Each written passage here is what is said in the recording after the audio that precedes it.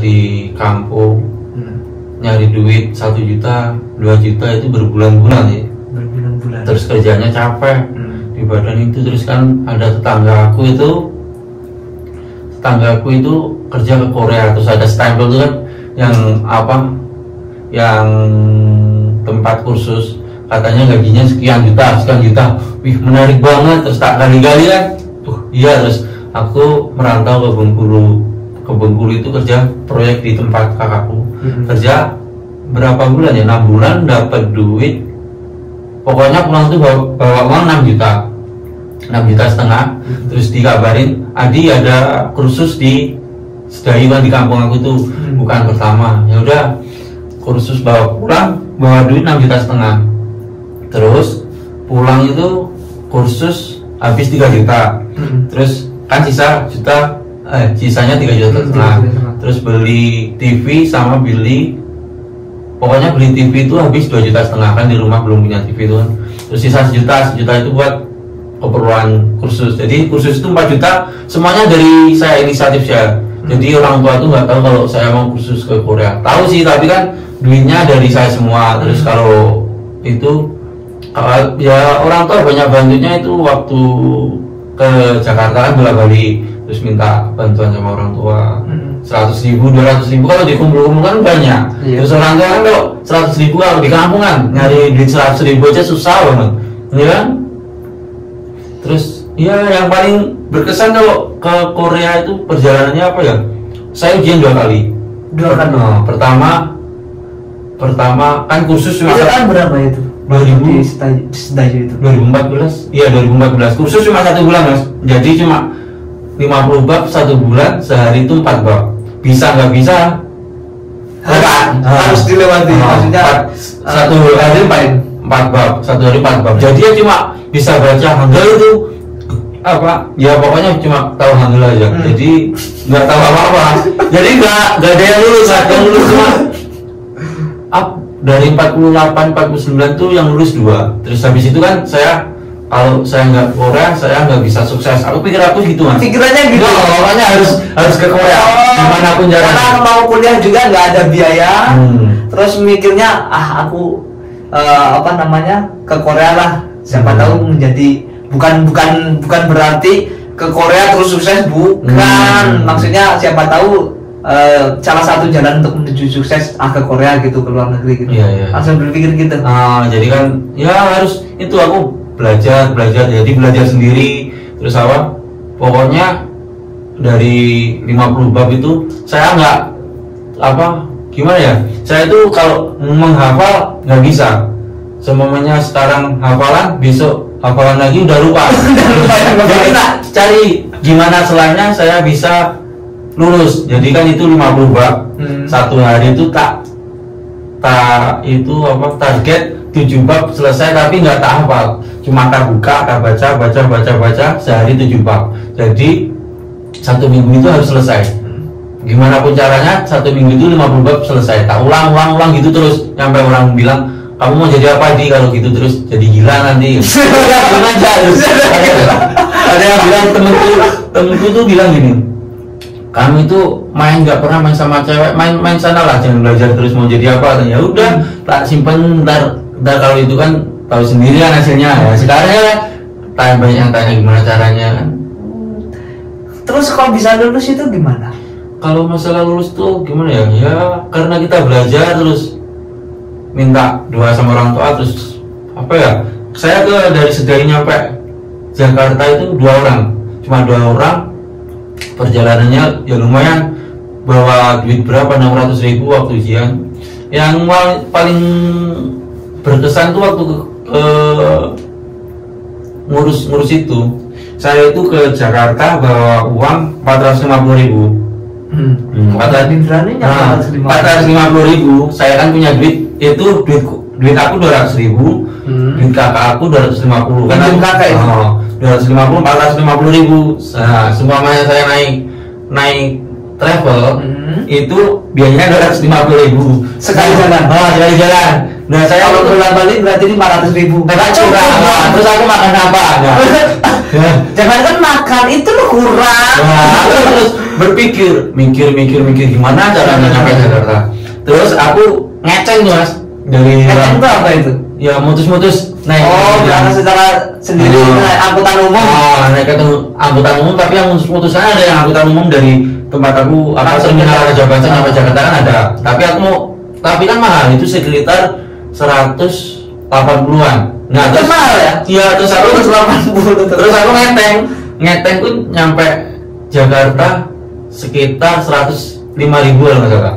Dari tempat aku Sedayu itu nyampe Raja Bas, nyampe Kota Agung naik dari Sedayu nyampe Gisting itu saya numpang mobil, pokoknya mobil ekspedisi itu. Terus dari situ numpang itu gratis. Iya gratis. Pengennya yang gratisan.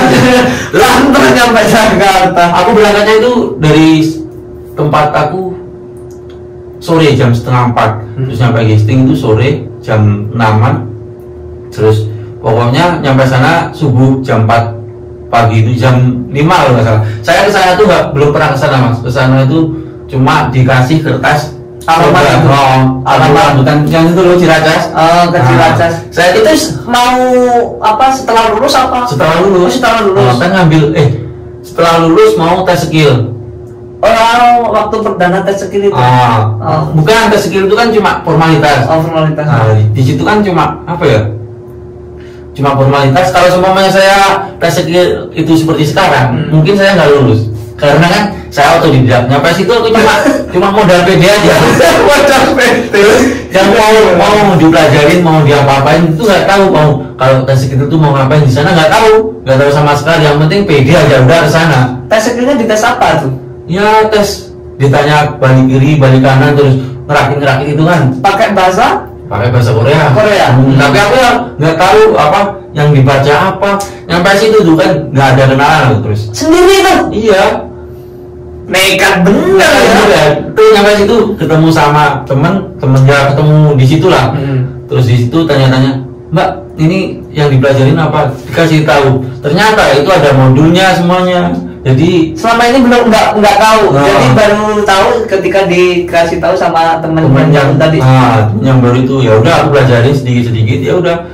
Kalau semuanya sekarang tuh aku nggak lulus mungkin, nggak nyampe Korea. Tapi ya kan udah rezeki kita kan. Tuh lagi-lagi karena emang sudah rezeki. Saya nyampe situ jam 5 pagi. Terus jam 10 udah selesai tuh. Selesai tes. Waktu pertama, ya daftar apa? Yang pertama daftar apa ya? Pertama daftar, yang kedua tes tuh kan. Terus sore itu jam 3:30 harus pulang. Habis maghrib deh, sore itu harus pulang karena di Raja Basa itu kan Raja Basa harus pagian. Jam habis subuh baru ada mobil. Jadi aku nyampe Raja Basa itu harusnya pagi. Jadi aku inisiatif berangkat dari Kampung Rambutan itu habis maghrib. Waktu berangkat itu ngabisin berapa duit tuh berangkatnya? Kan tadi kan 105.000. 400 berapa tadi? 450 untuk berangkatnya 105.000. 105.000. Seingat tahun 2014 tuh. Terus aku tuh saking kirimnya, jadi tuh berangkat tuh makan bawa bontot, dimakan di kapal. Setiap berangkat ke Jakarta pasti bawa bontot. Sampai segitunya? Iya. Jadi mungkin yang bilang, wah, yang nggak tahu cerita saya lah. Iya, banyak teman-teman mungkin yang lihat sekarang tadi, ini sekarang udah di Korea, wah enak di Korea, gajinya segini, wah enak mas tadi jalan-jalan terus. Dan dibalik itu semua perjuangannya, masya Allah luar biasa. Kalau dibilang, wah Adi enak ya sekarang, ya. Tapi banyak kan yang ngomong kayak gitu. Nah, yang bilang enak kan nggak tahu cerita kita yang sebelumnya. Prosesnya itu ya. Prosesnya itu benar-benar.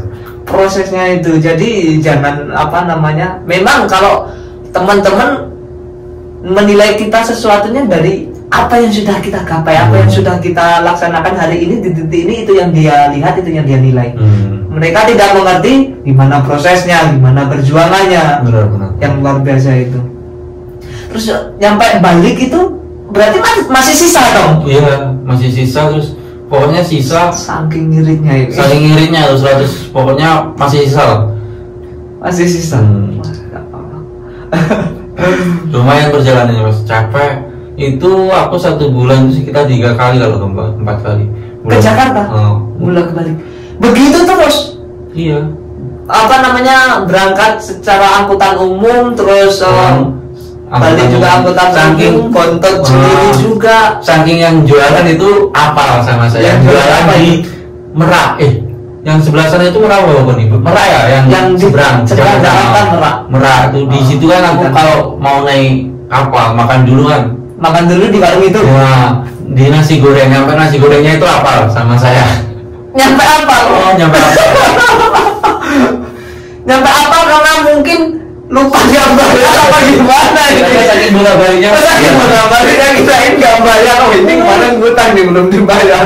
Kirain gitu. Luar biasa banget apa perjuangannya ke Korea gitu. Terus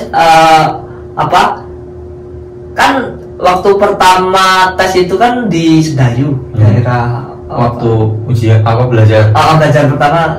Yang kedua tetap di lembaga yang sama apa gimana? Karena waktu itu kan nggak ada yang lulus kan, terus nggak ada pembelajaran sendiri, jadi belajar sendiri 1 bulan. Jadi mandiri nih? Semuanya mandiri. Dari daftar semua. Saya dibantu sama Pak Yusuf, itu orang Malang. Jadi kalau ada ujian, dia kasih tahu. Kok kenal sama Pak Yusuf? Itu dia yang ngurus waktu saya di Jakarta dulu, waktu ikut kursus. Kan pemantapan dulu di Bekasi apa ya kalau salah, 15 hari di Jakarta sama dia juga. Terus aku dibantu sama dia. Saya terima kasih juga sama Pak Yusuf itu. Berarti sangat membantu banget Pak Yusuf. Jadi ya itu semuanya sendiri. Kalau ujian sendiri, berangkat sendiri. Kalau ujian berangkat 2 orang sih. Ada kawan juga. Tapi kawan itu nggak lulus. Ya sama kawan tuh berangkat ke Jakarta ya belum tahu ke ujiannya kan di Sahulan. Kesana ngeteng, terus waktu kesana ngeteng, terus itu kan turunnya di Kebonjeruk kalau nggak salah. Terus Kebonjeruk jalan kan. Nah di situ saya mau tidur di masjid, kan rame nggak bisa tidur, cari hotel. Terus pagi langsung pulang. Jadi gimana caranya itu? Sombong amat tidur di motel. Ya itu itu apa ya? Soalnya mau tidur di kos-kosan, di kos-kosan. Lucu banget waktu di kos-kosan kan, tanya sama yang punya tuh, Bu, berapa itu 1 hari 1 malam katanya? 200, kalau nggak salah itu 250. Padahal cuma kos-kosan. Terus tanya di motel itu 300.000. Mending tidur di motel 300.000, selisih 50.000. Ya udah tidur di motel kan. Soalnya kan kita besoknya ujian harus fit. Harus fit. Jadi ya harus nyari jalan keluarnya, tidur di motel 300.000. Ya modal nekat lah. Semangat. Harus semangat. Terus ketika udah lulus, udah tes, udah lulus, terus udah ada planning nih ke Korea tuh mau ngapain aja, terus cita-citanya apa saja yang ingin digapai gitu, apa-apa nih? Mungkin setelah 4 tahun di Korea ini apa saja yang sudah terrealisasikan mungkin atau yang belum, bisa cerita gitu? Kalau saya itu melihat dari teman-teman yang lain dulu. Kalau teman-teman yang lain itu yang gagal ke Korea, maksudnya kurang sukses lah, kan ada dari Korea harus pulang kan masih bingung nyari kerjaan. Nah, rata-rata apa yang membuat mereka itu gagal kurang sukses lah. Jadi aku yang aku utamakan tuh yang penting pulang punya usaha. Jadi gimana ya, punya pendapatan memasukkan lah per bulan. Jadi kan aku masih mikirin itu apa yang pas itu. Kalau aku masih investasi ke tanah, jadi kan kalau pulang udah nggak kerja lagi. Kan kebanyakan kan yang udah dari Korea pulang kerja masih capek kan. Kalau aku pikirku ya itu pulang harus nggak kerja, harus jadi sajang lah.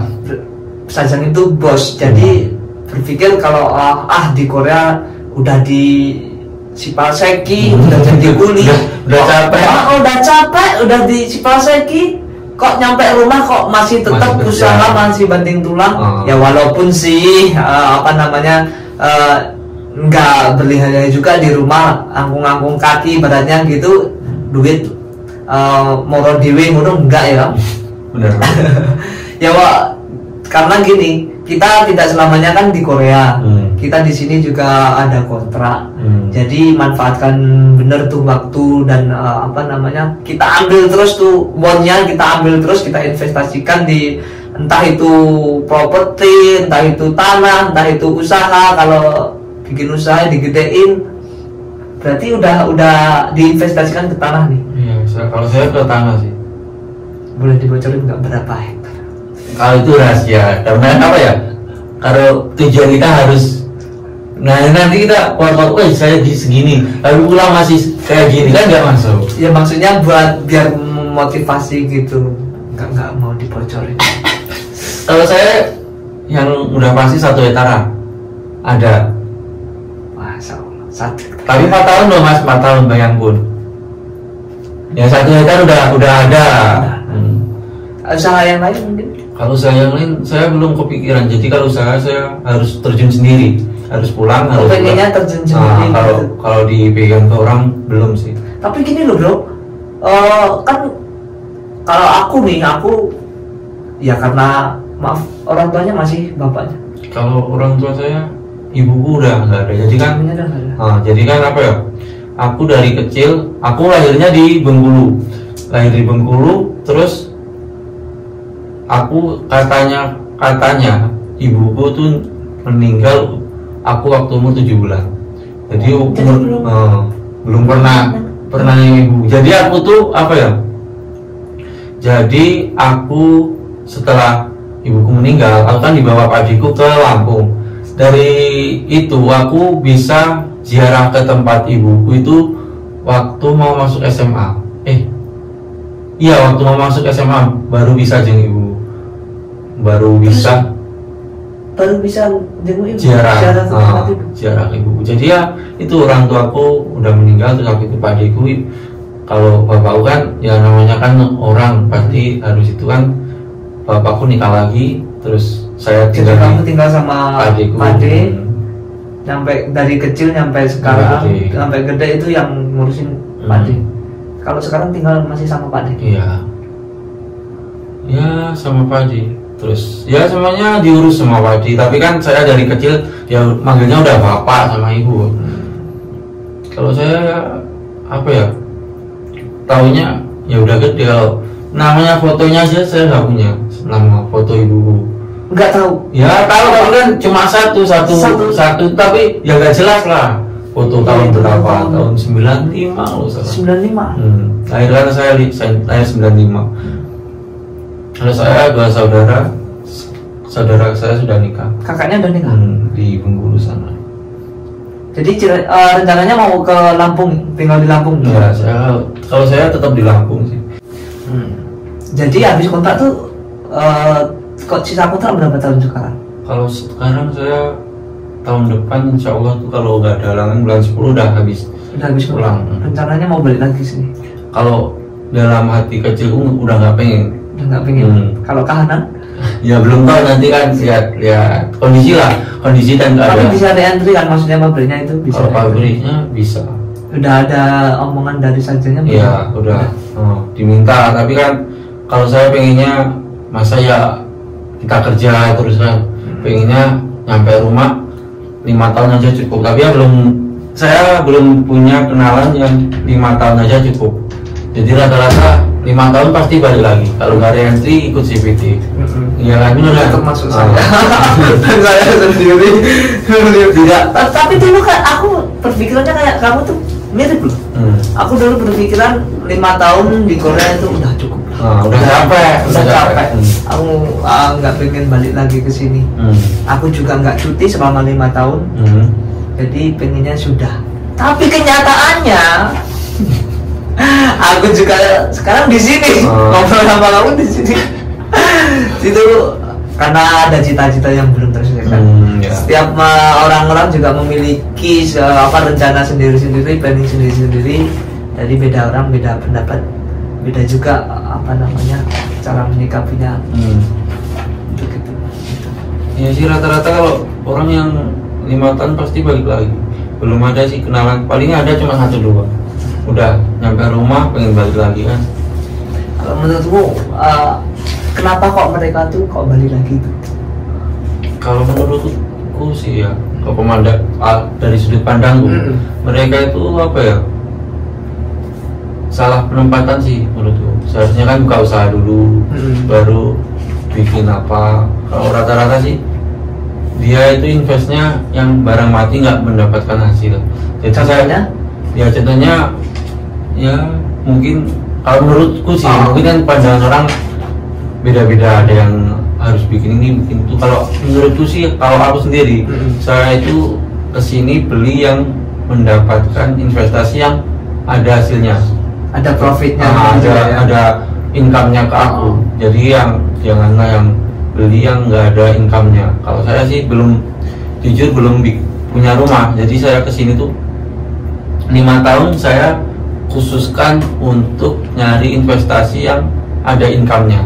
Jadi yang belum ada, banyak sih kawanku teman-temanku yang seperjuangan yang di sini bilangin, kamu kapan bikin rumah? Kalau nyampe rumah mau bikin rumah itu berat. Tapi kan cara sudut pandang kita kan beda-beda.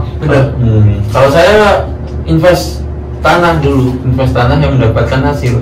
Karena yang rata-rata yang kurang kurang beruntung yang kesini dia beli seperti beli mobil, bikin rumah, terus ujung-ujungnya kerjanya balik lagi seperti ke sawah, kayak itu kan capek kitanya. Kalau aku pengen di Korea capek, nyampe rumah capek lagi. Ya bagus sih, kita emang tempat kita kan mayoritas di sawah terus di kebun. Kalau saya ya nyari pasien sendiri-sendiri, apa yang pasti buat kamu itu apa gitu sekarang lagi itu. Sama juga aku belum punya rumah, mobil pun nggak punya, motor tuh kemarin waktu balik juga aku nggak punya, motor Beat cuma kan motor Beat, jadi kemana-mana motor Beat. Jadi karena hampir mirip kita pandangannya, kita mikirnya rumah nanti aja lah. Kalau usahanya dulu kita gedein, usahanya dulu diperluas, diperbanyak. Nah nanti siapa tahu dari hasil usaha itu saya juga bisa membuat rumah gitu. Aku berpikirnya gitu. Nanti kalau aku langsung ke rumah, aku belum usaha, misalnya aku balik, aku cuman di rumah gitu. Beneran. Kalau saya kemarin rencananya juga cuti. Sebenarnya cuti tahun ini Lebaran. Tahun ini Lebaran nih, rencananya cuti. Tapi gara-gara corona temune. Nah, jadi pandemi corona ini. Jadi aku nggak jadi cuti. Atas 5 tahun. Jadi 5 tahun rencananya udah balik. Kan re-entry ini tanda tangan untuk balik ini diambil nggak? Ya, yang penting kalau aku dapat masukan dari kawan-kawan, yang penting entah dibalik lagi apa enggak, ambil aja. Nyampe rumah dipikirin gitu. Harus kalau masalah balik apa enggak, yang penting nyampe rumah dulu. Menjadi TKI Korea adalah dambaan bagi setiap calon BNI atau buruh migran Indonesia. Di balik suksesnya Adi Darmawan menjadi TKI Korea, banyak rintangan dan cobaan yang telah dilalui. Demikianlah tonton treat kali ini. Terima kasih telah menonton video ini. Semoga dapat menginspirasi. Nantikan cerita dan perjuangan dari kawan-kawan BNI yang lain. Wassalamualaikum warahmatullahi wabarakatuh.